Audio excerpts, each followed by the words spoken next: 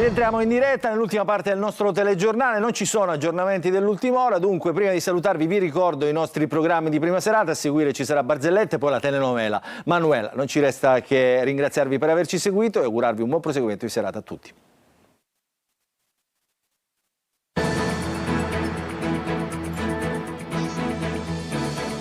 Entra nel mondo dell'informazione con l'app Sicilia Web. Resta sempre aggiornato con le news e le live in diretta.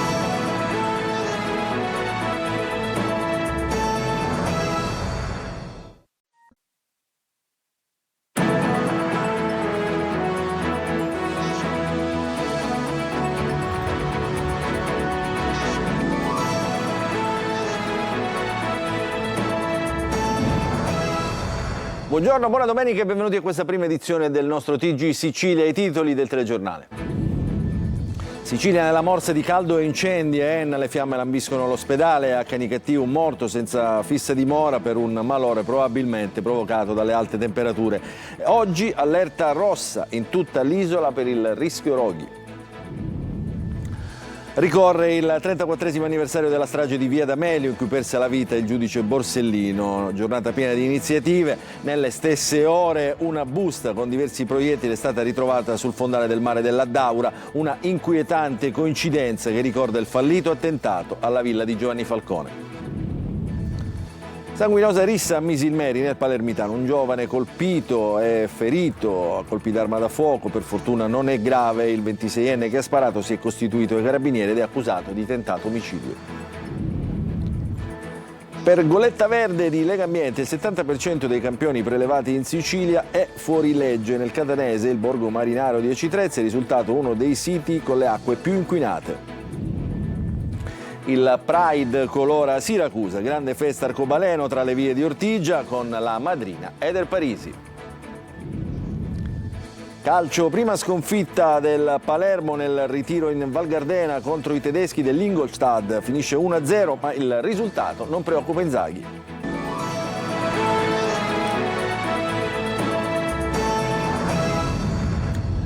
Ancora buongiorno, dunque il caldo, gli incendi, le temperature record in apertura del nostro telegiornale. Ad Enna un vasto incendio ha tenuto impegnati i soccorsi e ha costretto il comune ad adottare misure di emergenza e intanto l'isola appunto fa i conti con queste temperature davvero al limite, molto estreme. Il servizio di Salvo Calaciura.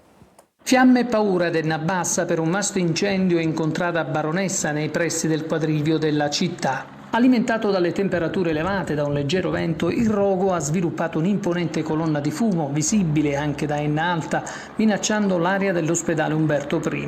Sul posto sono al lavoro vigili del fuoco, protezione civile e mezzi aerei. Il comune di Enna ha invitato alla massima prudenza, chiedendo in via precauzionale ai residenti di Enna 2 e di contrada Baronessa di lasciare temporaneamente le proprie abitazioni e di mantenere porte e finestre chiuse per evitare l'ingresso dei fumi. Un altro vasto incendio ha interessato anche il territorio di Agira, sempre nell'Ennese, che ha impegnato per diverse ore i vigili del fuoco, protezione civile e volontari. L'emergenza incendi è uno degli effetti dell'ondata di caldo eccezionale che sta investendo la Sicilia.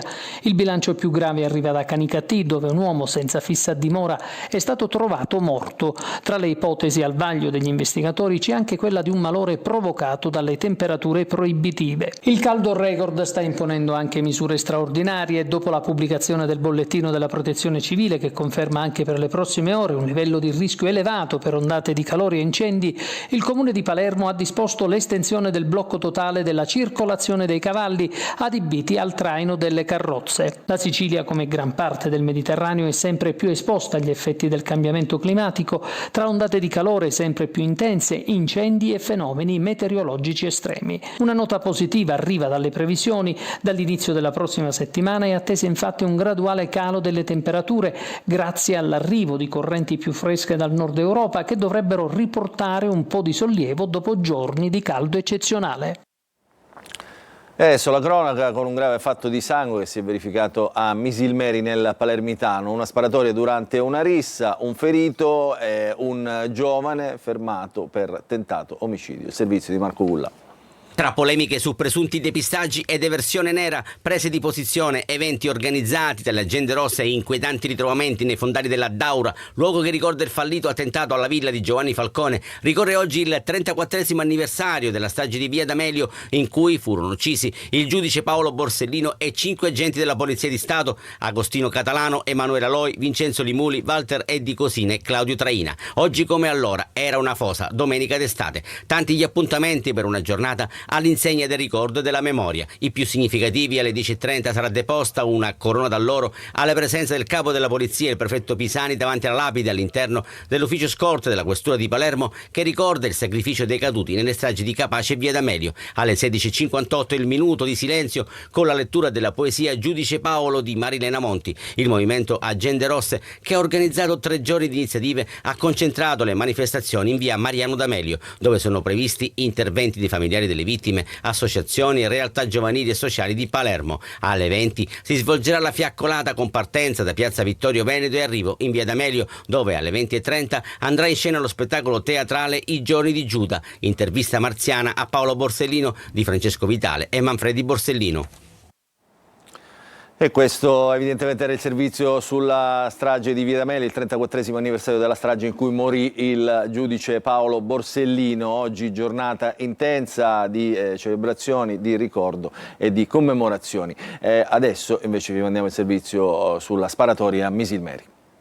Si è costituito nella notte il 24enne ritenuto responsabile del ferimento a colpi d'arma da fuoco di un 26enne al culmine di una rissa scoppiata in piazza Fontana Nuova a Misilmeri nel Palermitano.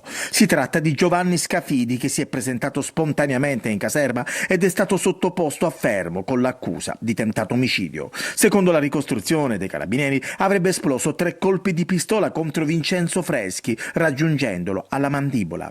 Il 26enne è ricoverato all'ospedale Bucchieri La Ferla e secondo quanto emerso non sarebbe in pericolo di vita. Nella stessa rissa un'altra persona è rimasta ferita da una coltellata ed è stata trasportata in ospedale. Per tutta la notte i carabinieri hanno lavorato nella piazza, transennando l'aria ed effettuando i rilievi con il supporto della scientifica, ascoltati i testimoni e familiari dei giovani coinvolti, mentre sono state acquisite le immagini dei sistemi di videosorveglianza per ricostruire l'esatta dinamica dei fatti e chiarire le cause che hanno scatenato la violenta rissa. Sull'omicidio di ieri nel quartiere Bonagia a Palermo ancora oscuro il movente che ha portato il 23enne Giovanni Bruno Madonia ad accoltellare a morte il pensionato Vito Petrigno. L'assassino avrebbe spiegato di non essere stato lucido, sostenendo di aver assunto cocaina e alcol e di sentirsi ancora confuso. Per questo sarà risentito nei prossimi giorni alla presenza del suo avvocato. Adesso a Giarre nel Catanese assaltavano i postamat, i distributori automatici di sigarette e i cambiamonete con ordigni esplosivi artigianali. In 3 sono stati arrestati. Il servizio. Usavano esplosivi artigianali. A Giarre nel Catanese 3 persone sono state arrestate, uno è finito ai domiciliari, per una serie di furti e tentati furti messi a segno tra febbraio e aprile nei comuni di Calatabbiano, Riposto e Sant'Alfio, ai danni di distributori automatici di sigarette, cambiamonete e sportelli postamat. Come si vede nelle immagini, la banda inseriva il materiale esplosivo nei dispenser per provocarne la deflagrazione e impossessarsi del denaro custodito all'interno.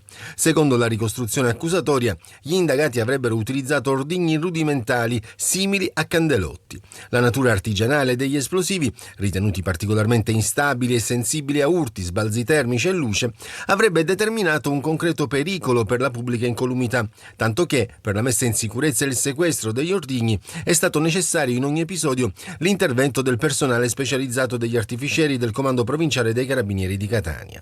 Tra le aggravanti contestate figurano anche il travisamento, la violenza sulle cose, l'aver preso di mira beni destinati a un pubblico servizio e l'aver agito in condizioni tali da ostacolare la pubblica difesa.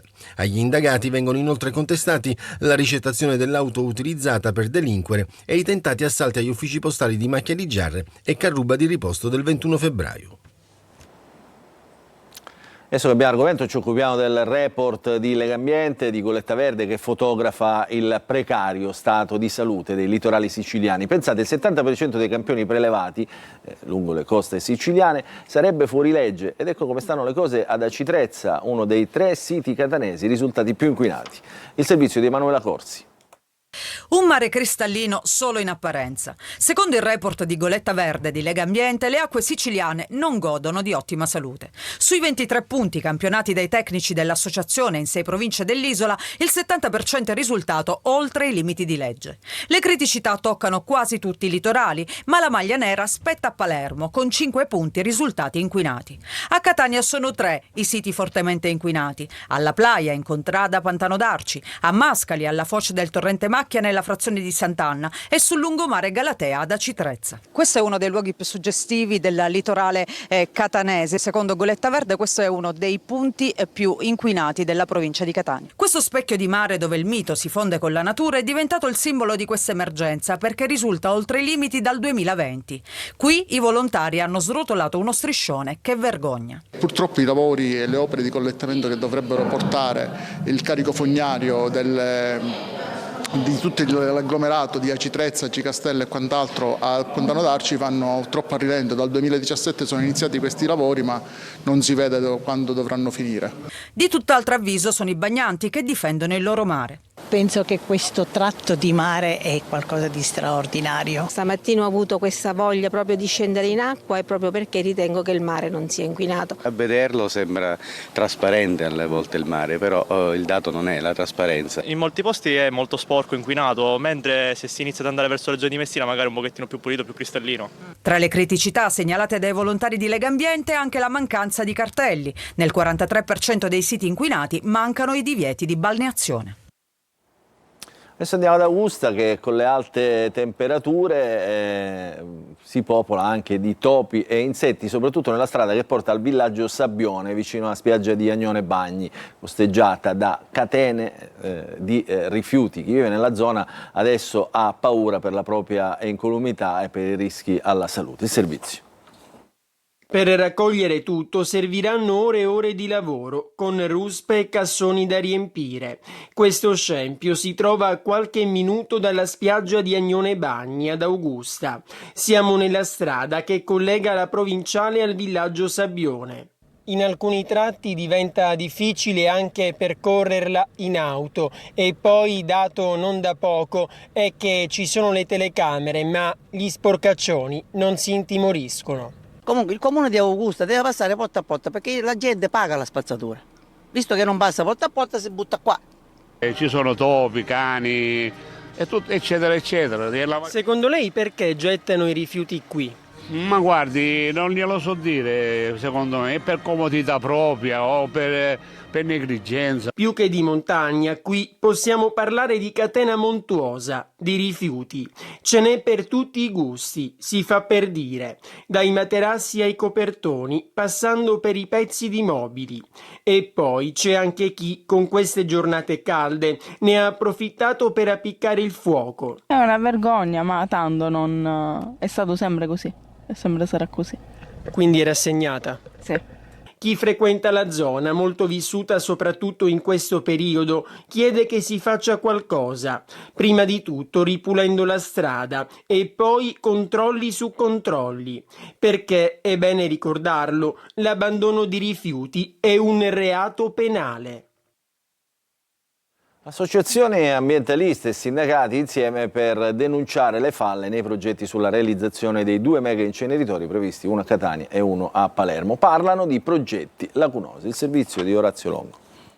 Li chiamano impianti salasso perché dalla loro costruzione non diminuirà, dicono, la spesa per il cittadino e non verranno eliminate le discariche abusive. Le associazioni ambientaliste e sindacali siciliane denunciano una serie di criticità nei progetti per la realizzazione dei 2 mega inceneritori di Palermo e Catania. Chiedono la rivisitazione integrale e l'avvio di una inchiesta pubblica. Secondo le osservazioni tecniche depositate, vi sarebbero carenze che vanno dallo smog non calcolato alla gestione misteriosa dei rifiuti pericolosi, fino al rischio di bloccare per sempre la raccolta differenziata nell'isola, denunciano le associazioni Zero Waste Sicilia, Legambiente e WWF, che assieme alla CGIL hanno organizzato un incontro pubblico a Catania. Si pensa di bruciare il rifiuto stesso senza produrre nessun tipo di risultato positivo, e quindi per questo noi diciamo da un lato che bisogna dire no a questa gestione scriteriata, a partire dall'idea di fare questi 2 megaprogetti che non si capisce come poi alimentarli, e dall'altro proprio continuare a fare invece una vera riforma dei rifiuti. Impianti, dicono, nati prima nelle stanze romane ma che risultano lacunosi. Un'altra via, quella tracciata dalle associazioni ambientaliste e sindacali. La nostra proposta è quella che noi abbiamo bisogno di fare territorio per territorio, piccole impiantistiche che possano davvero incentivare il riciclo, il riuso. Pensate di fare 2 mega inceneritori, portare i rifiuti da Ispica a Messina, da Messina a Cefalù sul Palermitano, nella condizione anche della nostra viabilità, già questo crea dei costi davvero enormi. Adesso la politica a Palermo, Cateno De Luca mattatore al Teatro Politeama per la presentazione del suo governo di liberazione. Sentiamo il servizio. Staccare la spina al governo Schifani, che non ha messo in campo neanche una riforma, è la provocazione di Cateno De Luca dal palco del Teatro Politeama, dal quale ha lanciato oggi la parte cruciale della sua campagna elettorale verso le elezioni del 2027 in Sicilia.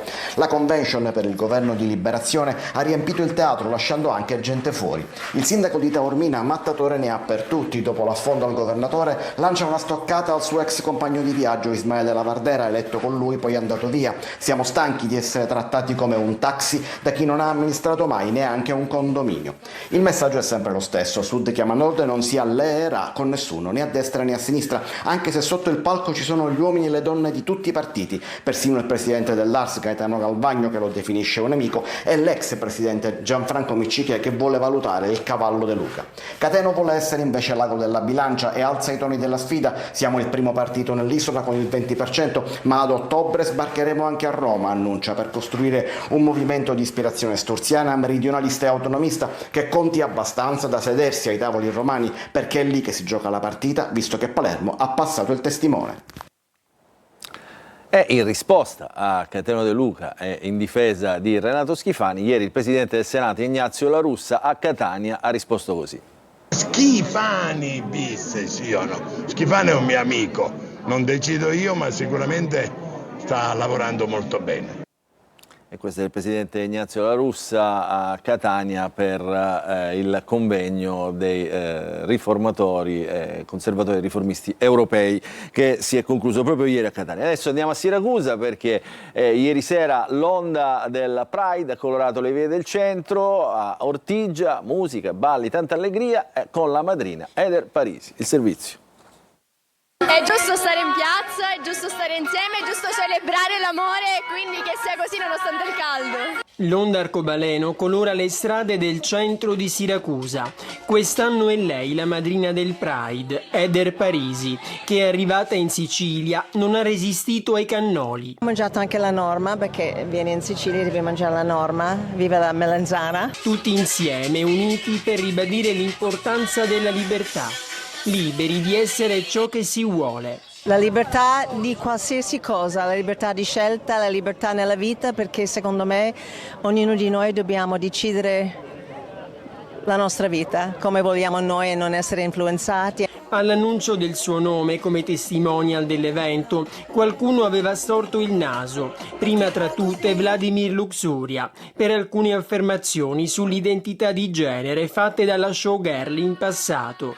Ma a gettare acqua sul fuoco ci pensa lei. C'è polemica qua? No, assolutamente no. Nessuna divisione quindi, anche se alcune associazioni hanno preferito fare un passo indietro. In strada comunque c'è spazio soltanto per fare festa. Il Pride è libertà di vivere e di amare, tutti. Noi valiamo tanto e non dimentichiamolo mai. Un bacio da Siracusa Pride, un bacio! Adesso ci fermiamo, una piccola pausa, poi il calcio.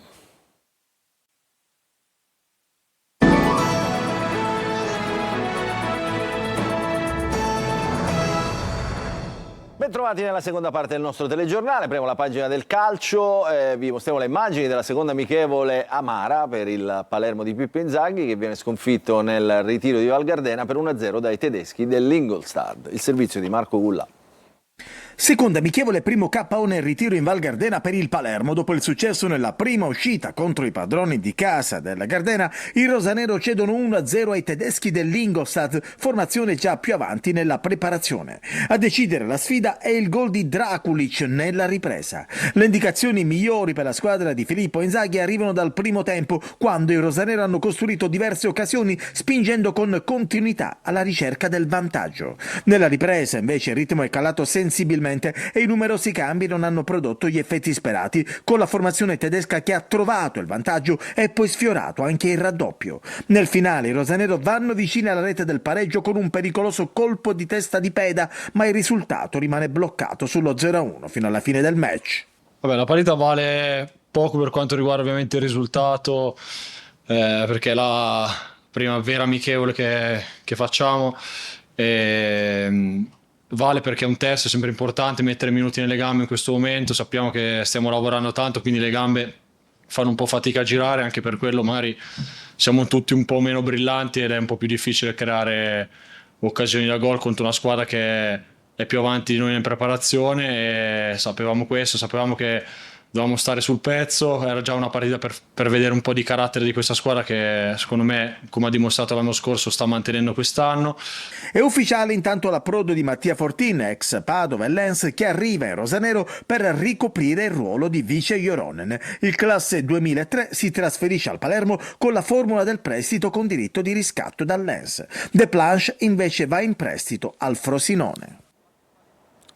Adesso il Catania, che ha rescisso il contratto con il direttore sportivo Pastore e lavora sul mercato, sembra vicino l'arrivo dall'Ascoli del terzino Pagliai. Il servizio di Sergio Golosi.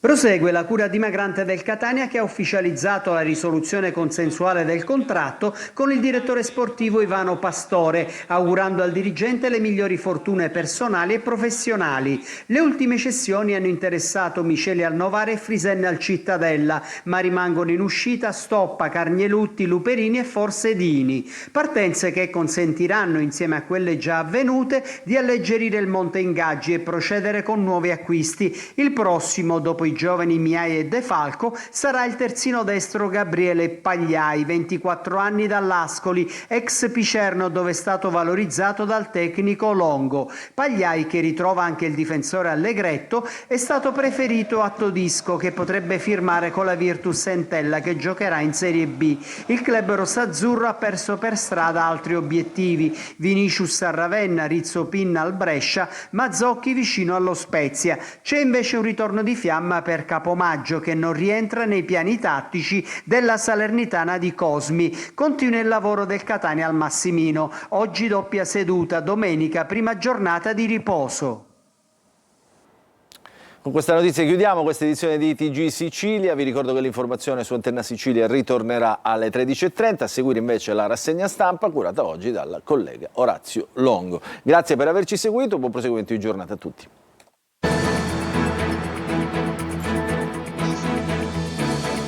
Entra nel mondo dell'informazione con l'app Sicilia Web. Resta sempre aggiornato con le news e le live in diretta.